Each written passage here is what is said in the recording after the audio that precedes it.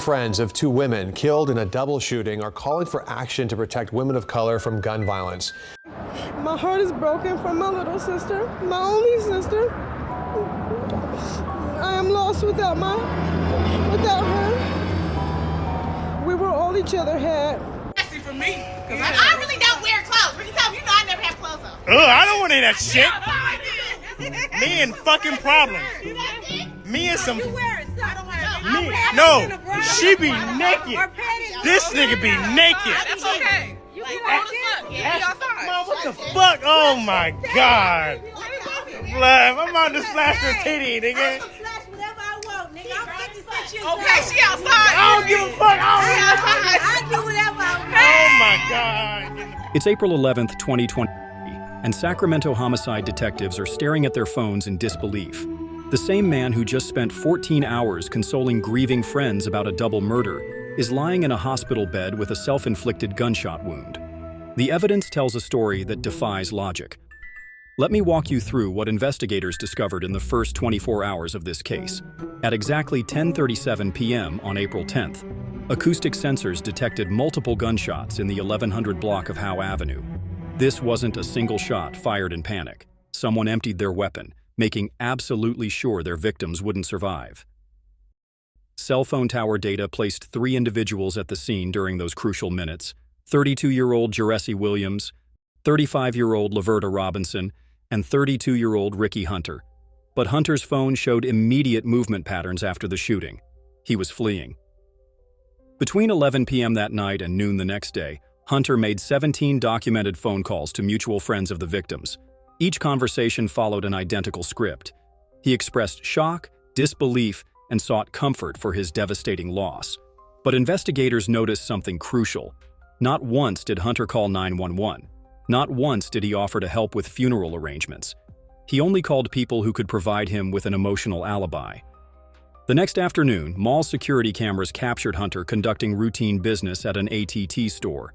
He wasn't running or hiding. He was paying bills and asking about service plans. This wasn't a man consumed by grief. This was someone tying up loose ends. When deputies confronted him in the parking lot, Hunter made his final choice.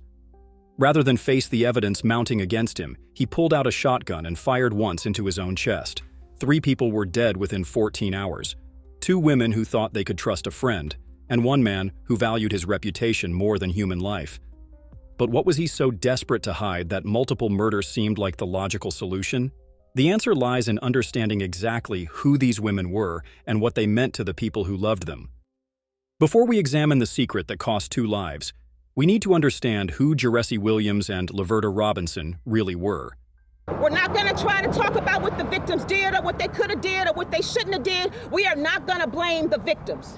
Sh0t, known to everyone as JoJo, had built something meaningful with her online presence. Her cooking videos weren't just content for views, they were love letters to her culture and, most importantly, to her 12-year-old daughter. Hey y'all, what's good? Welcome back. It's Jody's Kitchen. We're making a seafood boil. I made my potatoes in the air fryer. In that pot, I got about 3 tubs of butter. Add that corn, add that seasoning to my liking. Garlic, lemon, orange, onion. Cook it down for about 15 to 20 minutes. I also got my eggs cooking. Real lemon juice in there. Lobster tail. I'm gonna go ahead and prep those and bust those. So I ran and jumped in and threw some of my special sauce on top. Yeah, it's looking real nice and scrumptious. On the sides, you guys, I got some lemon and I got some of that good old Jody special sauce. I can't give y'all the recipe to that. Until next time. Every recipe she shared was really a lesson in excellence, showing her child that success comes from passion and authenticity. But JoJo carried deep wounds. 2 years earlier, her brother Sergio died in Sacramento's downtown mass shooting. 6 people lost their lives that day. She understood gun violence intimately. She knew how quickly everything could disappear. Maybe that knowledge made her love more fiercely and live more intentionally. So TikTok muted my audio when I fucking posted this, so I'm gonna repost it again. Sh0t Robinson represented something different, but equally precious. While JoJo performed for cameras, V preferred privacy. Friends consistently described her as someone who minded her own business. She was diplomatic, thoughtful, and trustworthy. When people needed discretion, they thought of VV, dreamed of traditional milestones that social media culture often dismisses. She wanted marriage, family, stability. She wanted what some call boring, a life where the biggest drama was deciding what to cook for dinner. These weren't random victims selected by a stranger. They were women who had earned trust through consistent character. When their friend Ricky Hunter revealed his most private information, their response was probably exactly what their personalities would suggest. V likely processed it quietly, maybe offering support. JoJo might have lightened the tension with humor while making it clear the information was safe. Neither woman probably saw themselves as threats. They were friends keeping a friend's confidence. But Hunter perceived something entirely different. When he looked at V and JoJo, he saw two people who held the power to destroy his carefully constructed public image. In his twisted calculation, their lives became acceptable casualties to protect his reputation. The tragic irony cannot be overlooked. In 2023 Sacramento, being gay wasn't the career-ending revelation Hunter imagined. The city celebrated pride events, maintained inclusive policies, and showcased visible LGBTQ professionals in every industry. His fear existed primarily in his own mind. The real scandal wasn't his sexuality. It was his willingness to commit murder to hide it. The most disturbing aspect of this case isn't the violence itself, it's the calculated performance that followed. Imagine receiving a phone call at midnight on April 10th. Your friend's voice is shaking with emotion. He can barely speak through his tears. V and JoJo are gone, he sobs into the phone. Someone killed them. I can't believe this is happening. You spend an hour consoling him. You offer to bring food, help with arrangements, simply sit with him so he won't be alone. You end the call feeling grateful for friends who care so deeply about their people. 20 hours later, you learn those same hands wiping away tears had pulled the trigger. This wasn't spontaneous grief. This was orchestrated theater. But Hunter's phone calls suggest something even more psychologically complex. He may have been seeking genuine emotional comfort for the stress of committing murder. Consider that contradiction. He felt terrible about killing his friends, so he called other friends for support, while actively lying about his role in their deaths. He wanted comfort for the consequences without accepting responsibility for the actions. The timeline reveals his methodology. 10:37 p.m. commits double murder. 11:15 p.m. First grief call to a mutual friend, 12:30 a.m. Second call, asking if anyone knows what happened, 2:45 a.m. Third call, speculating about possible suspects. Each conversation served multiple purposes. It established his alibi, gathered information about the investigation, and provided genuine emotional processing of his psychological turmoil. He simultaneously played perpetrator and victim of his own crime. For 14 hours, Hunter successfully convinced everyone he was a grieving friend rather than a double murderer.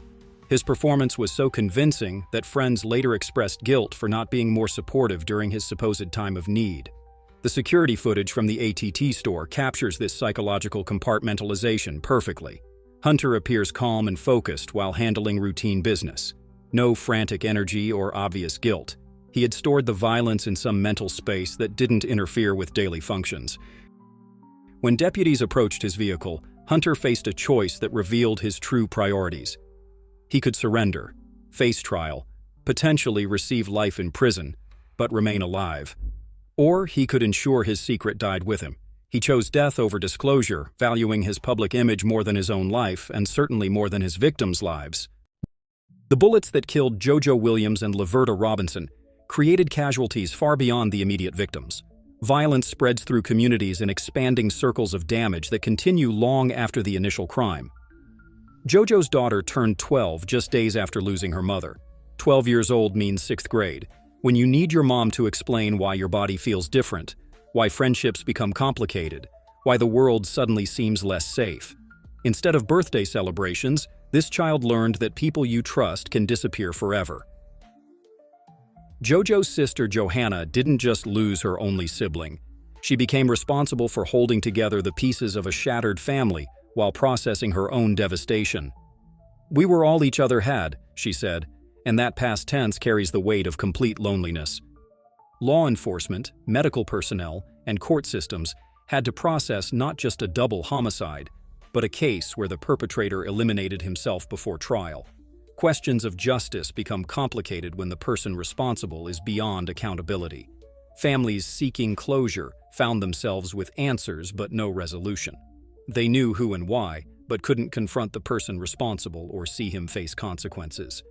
This case reveals how one person's inability to accept himself created trauma that will ripple through multiple communities for years to come.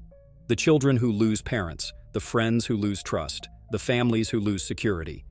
They become unintended victims of someone else's internal struggles. Every true crime story leaves us searching for meaning in senseless acts. The Williams-Robinson murders force us to confront uncomfortable questions about privacy, authenticity, and the price of secrets in modern society. We don't actually have definitive proof about what V and JoJo knew regarding Hunter's personal life, or more importantly, what they planned to do with that information. The assumption that they threatened exposure might be entirely wrong. Maybe they offered support. Maybe they didn't care. Maybe Hunter's paranoia created a threat that existed only in his imagination. We'll never know, because the only people who could answer are dead. This uncertainty should make us pause before accepting simple explanations for complex motivations. In 2023, Sacramento had LGBTQ support groups, anti-discrimination laws, and visible gay professionals in every field. The external barriers that might have justified Hunter's fears largely didn't exist. So why couldn't he access those resources? Was it internalized homophobia, religious trauma, family pressure, cultural expectations? With Hunter dead, traditional justice becomes impossible. No trial, no conviction, no opportunity for families to confront him or see him held accountable. The legal system can provide closure through process, but that option died with the perpetrator.